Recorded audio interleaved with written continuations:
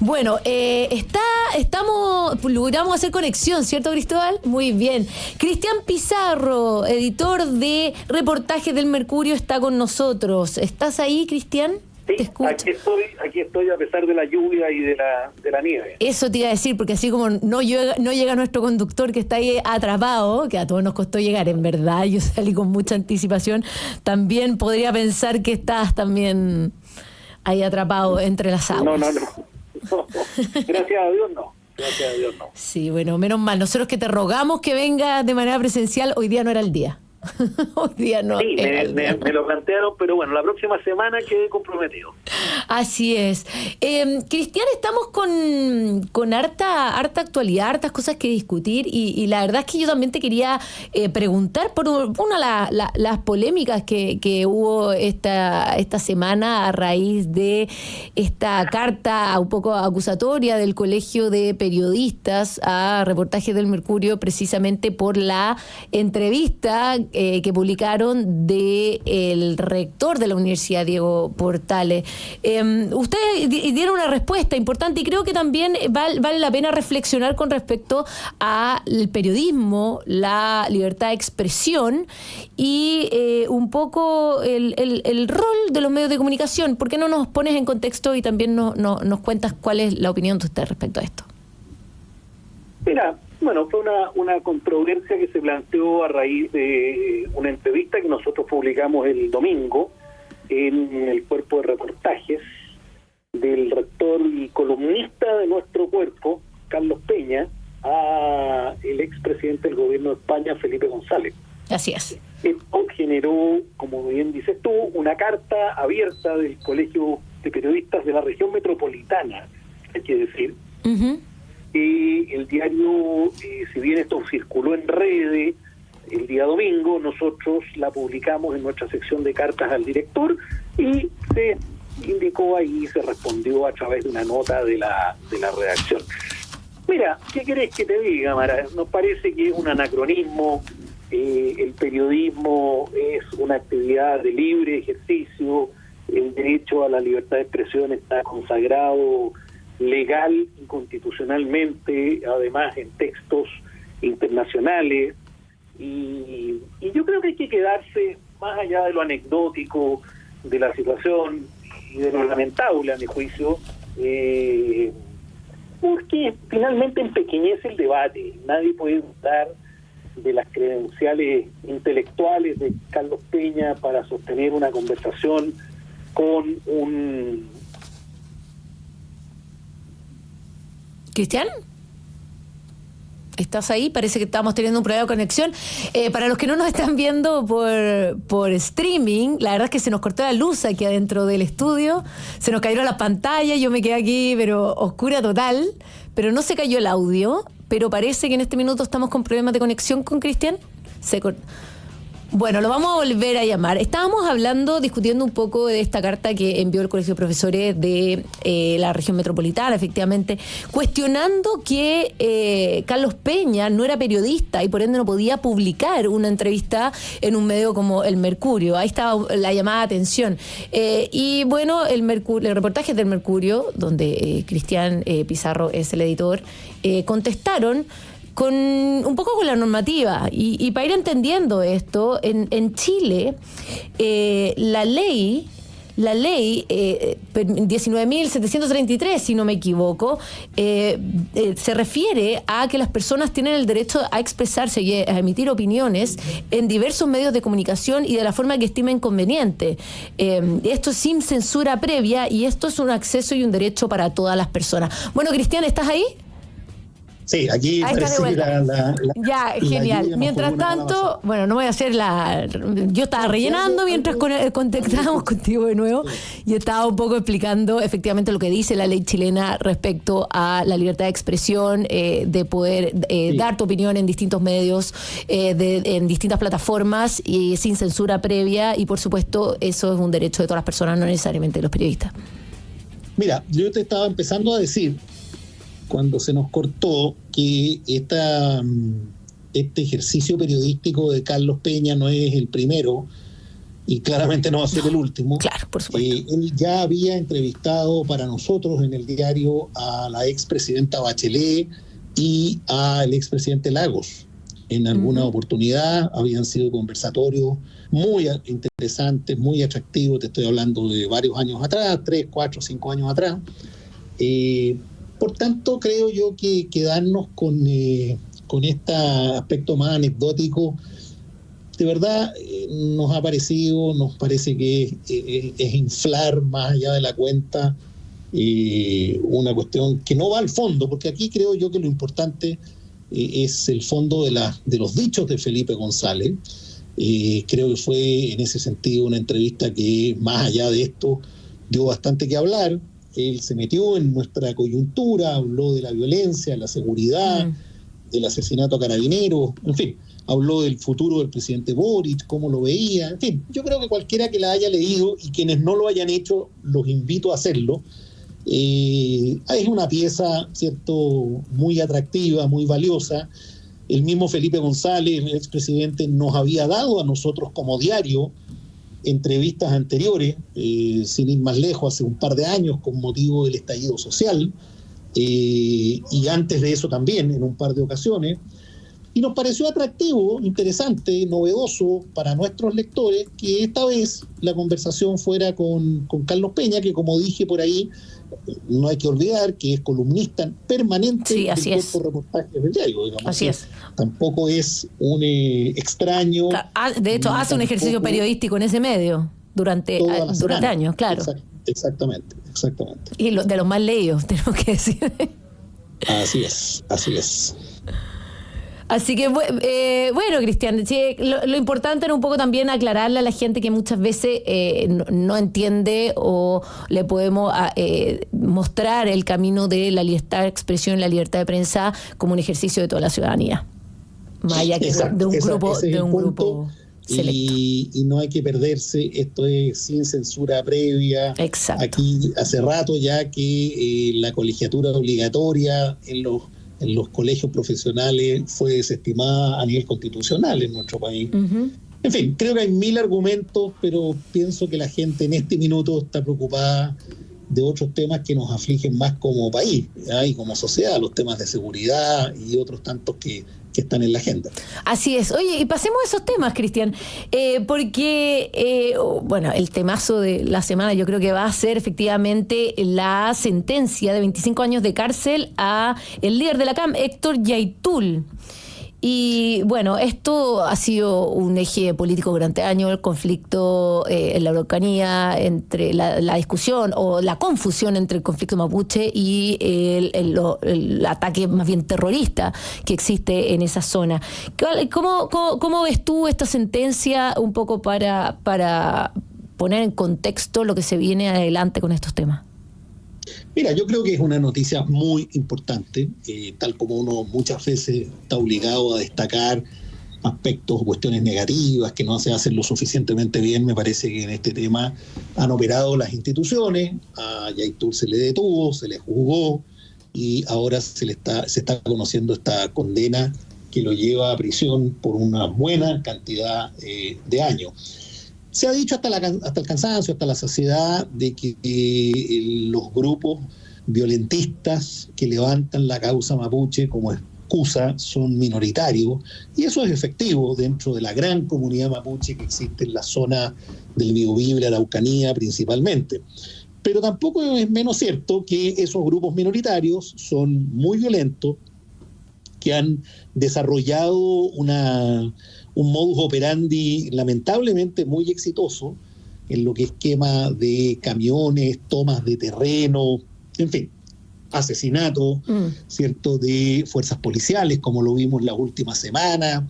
Entonces, en ese contexto, me parece que lo de Yaitul también tiene que constituir un punto de inflexión, una señal muy potente de que los responsables de este tipo de hechos no quedan sin persecución penal y que en definitiva son llevados, ¿cierto?, a la cárcel, lo que es lo lógico y lo que corresponde. Ahora, no es lo suficiente, porque aquí queda todavía una tarea que está haciendo esta comisión por la Paz y el Entendimiento, que integran, entre otros, ¿cierto?, Alfredo Moreno y el senador Buenchumilla, y otras personas más que nombró el gobierno del presidente Boric. Esa iniciativa es importante que llegue a buen término, porque esto no es solo represión, que lo es en parte, sino que también es diálogo, también es ponerse de acuerdo en lo que es entregas de tierra, también hay que sacar a esos sectores de la pobreza extrema en la que viven. ¿Sí?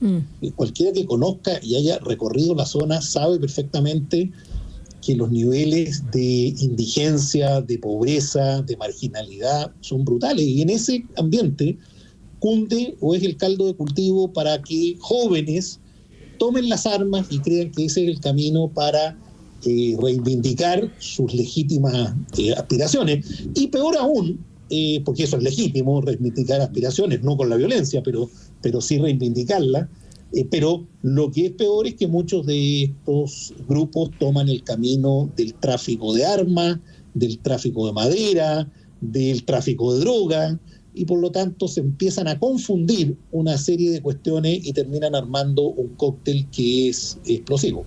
Claro, pero ahí un poco uno se cuestiona qué es primero, el huevo o la gallina, porque sabemos que gran parte de la macrozona sur, sobre todo la Araucanía, es la región más pobre de nuestro país. Y en el fondo uno dice, es causante de esa pobreza el nivel de crimen organizado y terrorismo que tenemos, o porque hay pobreza se genera el espacio para el crimen organizado.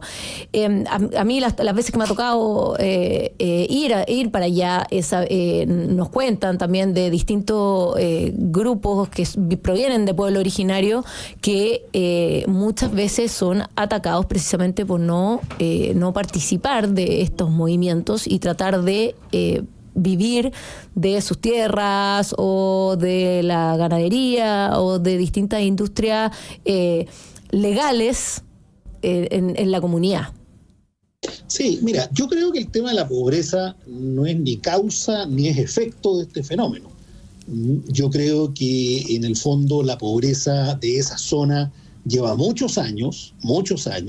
Las causas tienen que ver con problemas de educación, tienen que ver con postergación. Es decir, es multifactorial, multicausal el problema de la pobreza en esa zona. Los distintos gobiernos han hecho esfuerzos, pero que no son suficientes, ¿cierto?, en esta materia. Pero culpar o responsabilizar a la pobreza de que haya gente que tome las armas me parece que es una falta de respeto. Claro, no, que se aproveche esa pobreza.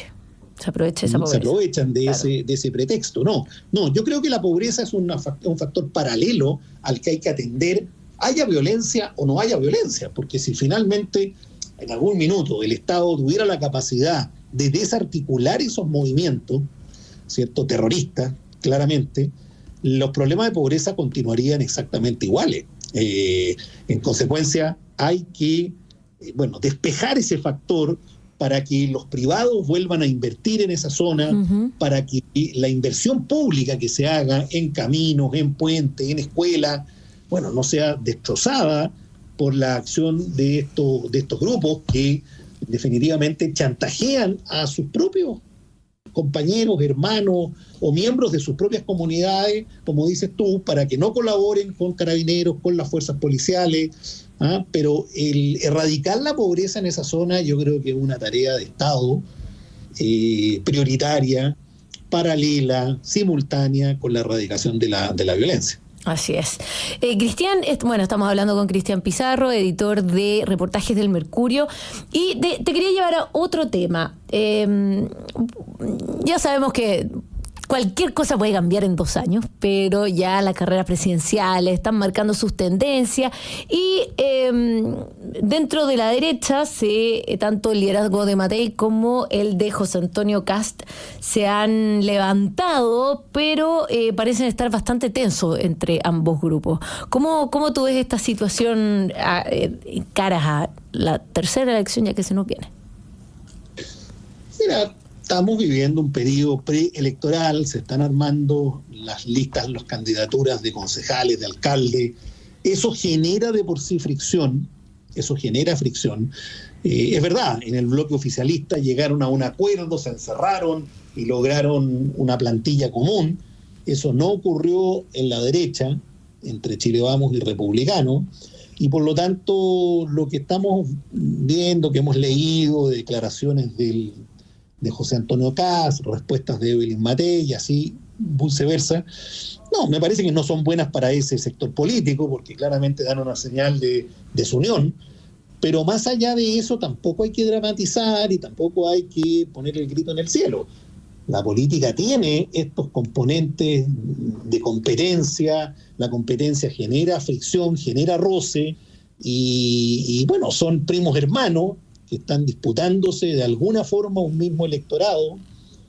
Ahora, yo creo que las encuestas, al menos las encuestas de carácter presidencial, Mara, hasta ahora son bastante elocuentes, es decir, dentro de todos los nombres que se evalúan y en todas las encuestadoras que miden, uno ve un liderazgo bastante consolidado de Evelyn Matei en este minuto, como tú dices, a 2 años prácticamente de la elección. Las elecciones presidenciales pasadas nos llevamos una sorpresa con respecto a lo que en un comienzo pasaba. Efectivamente, pero podemos opinar con la información disponible en este minuto.